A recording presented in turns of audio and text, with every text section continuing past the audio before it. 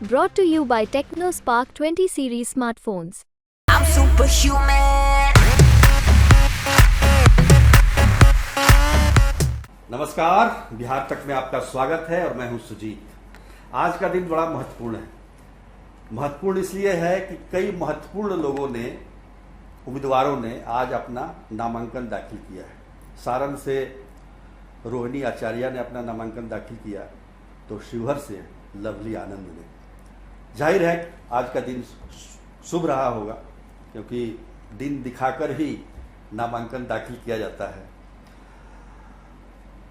पर हम यहां बात करने आए हैं वीआईपी पार्टी की, और वीआईपी पार्टी का आज इसलिए जिक्र मैं कर रहा हूं क्योंकि सबसे आखिर में किसी पार्टी का डिसीजन हुआ किसी गठबंधन में जाने का, तो वो है वीआईपी। महागठबंधन उन्होंने चुना है मुकेश सहनी ने, और धुआंधार प्रचार कर रहे हैं तेजस्वी यादव के साथ एक ही हेलीकॉप्टर पर। निश्चित तौर पर देखा जाए तो 3 सीटें महागठबंधन में मिली है वीआईपी पार्टी को। कितनी सफलता मिलती है, कितनी कामयाबी मिलती है, या फिर पिछले चुनाव की तरह से स्थिति हो जाएगी, इन सब पर बातचीत के लिए हमारे साथ हैं देव ज्योति, जो कि राष्ट्रीय प्रवक्ता हैं वीआईपी पार्टी के। देव ज्योति जी, स्वागत है बिहार तक के स्टूडियो में। सबसे पहला सवाल ये है कि वीआईपी पार्टी लगातार ये कहती रही है कि जो निषाद आरक्षण की बात करेगा हम उसी के साथ जाएंगे। अब महागठबंधन के साथ निषाद आरक्षण पर कोई इस तरह से सहमति मिली नहीं मिली है मैं नहीं जानता, लेकिन 3 सीटें जो मिली उस तीनों पर एक भी निषाद जाति के उम्मीदवारों को आपने क्यों नहीं उतारा?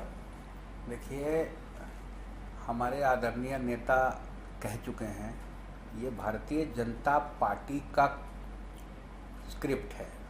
जो बीजेपी ने कहा कि आप निषाद समाज के किसी को आपने टिकट नहीं दिया। नहीं, हम स्क्रिप्ट थोड़े बोल रहे हैं, हम अपनी हम बता रहे हैं। हम आप उसी जगह से आप सुने होंगे, तब आपके इस पे आया होगा। वैसा हमारा दिमाग नहीं है। नहीं नहीं नहीं, नहीं, नहीं, नहीं ऐसा नहीं है।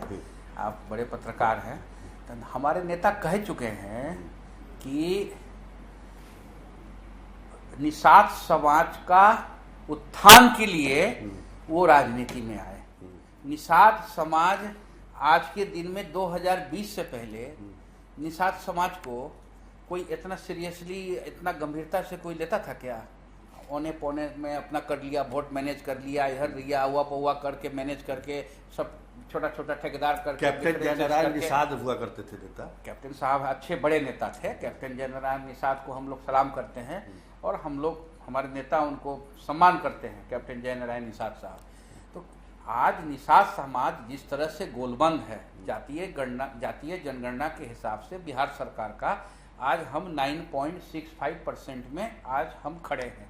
कई उपजातियों को मिला के। हाँ, उपजाति में तो उसमें तो बेटी रोटी का संबंध है ना। आप शादी ब्याह हो रहा है लोगों में, तो आप कैसे उसको अलग कर दीजिएगा? शादी ब्याह तो देव ज्योति दूसरी जाति में भी हो रहा है। नहीं, अंतरजातीय इसमें हो रहा है, इसमें हो रहा है। इसमें बम्पर है, केवट है, बिंद है, मलाह है, बहुत सारे, चौहान है टाइटल जो है। तो ये लोग सब अलग किए हुए थे। आज एक जगह में जो है सारे जगह एक साथ जो है एकदम गोलबंद है, और हमारे आदरणीय नेता सनक मला मुकेश सहनी जी के साथ जो है कदम से कदम मिला के चल रहे हैं। और जिस तरह से कटिहार, भागलपुर, आप पता कर लीजिएगा। हम ये नहीं कर रहे हैं कि अभी जो जितना भी चुनाव हुआ, किस तरह से निषाद समाज के लोगों ने महागठबंधन को पोल किया, और किस तरह से गोलबंद होके, और कोई वोट जो है इस बार हमारे निषाद समाज का जो है कोई खरीद नहीं पाया। कि पिछले बार ये लोग डंके की चोट में लोग बोलते थे, हमारे विरोधी लोग, कि हम तो, अरे निषाद का वोट तो बिकाऊ है, लेकिन आज निषाद का वोट जो है बिका नहीं। निषाद का वोट आदरणीय सन ऑफ मल्हा मुकेश सहनी जी ने जहाँ वोट डालने के लिए कहा, वो कैडर जाके उसी जगह वोट गिराया। आरक्षण का और मान स्वाभिमान की लड़ाई।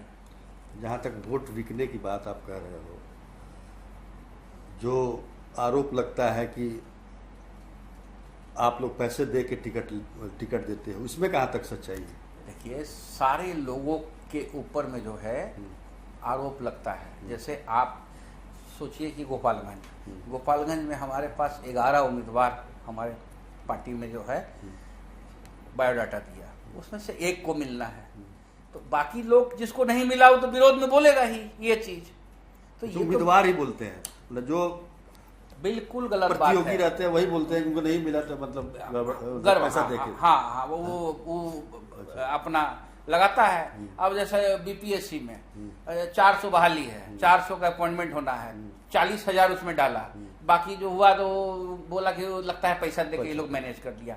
ये सब आरोप विरोधी लगाते रहते हैं, तो ये सब में हम लोग ज़्यादा ध्यान नहीं देते हैं। हम लोग का काम है कि किसी तरह से बिहार का विकास हो, बिहार में रोजगार बढ़े, बिहार में रोजगारी हर एक घर में एक आदमी को सरकारी नौकरी मिले।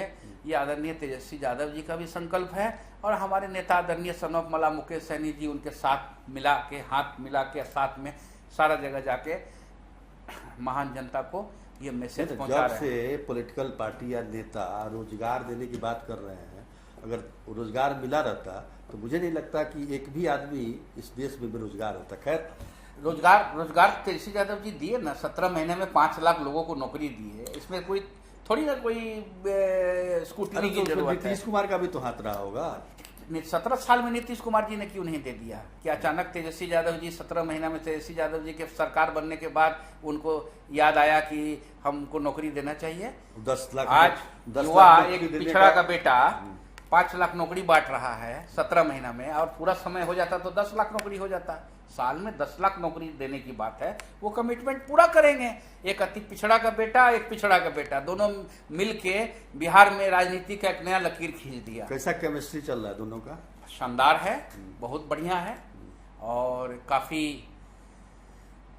जनता जो है पसंद कर रही है कि एक अति पिछड़ा का बेटा। मछली चल रहा है कि नहीं? अब तो नवरात्र खत्म।